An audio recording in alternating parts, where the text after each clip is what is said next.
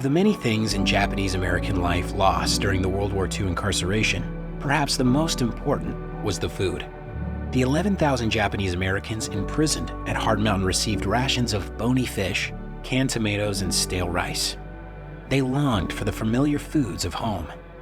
Getting that food would require the ingenuity of some of America's most successful farmers. Many of them were incarcerated at Hard Mountain. First, they finished the irrigation channel to camp. Next, they determined what kind of crops they could grow in the area's sandy soil.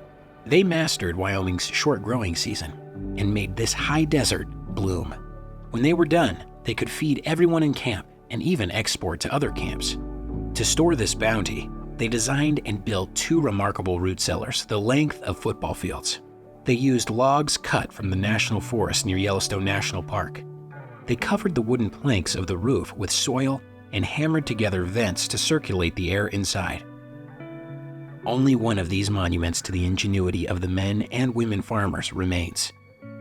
The Hard Mountain, Wyoming Foundation is engaged in a unique project to restore the cellar to its original glory. We need your help to finish the job. This is time-consuming and complicated work. The restoration team has had to dig out hundreds of cubic yards of dirt from around the cellar by hand. They have restored each beam and plank inside. The bases for each supporting column have been dug out, re-leveled, and stabilized. It takes one person an entire day to rebuild one of the wooden rooftop vents. The future is becoming clear. In a year, the cellar will be ready to share the story of the Hard Mountain's agricultural miracle. Your donation will help open the cellar to visitors from around the world. It will show us what was accomplished here and enable us to create a world-class exhibit inside the cellar. Our interpretation team is developing that exhibit now. They are interviewing experts, collecting artifacts, and investigating history to ensure they do justice to this remarkable achievement. We are so close to making this happen.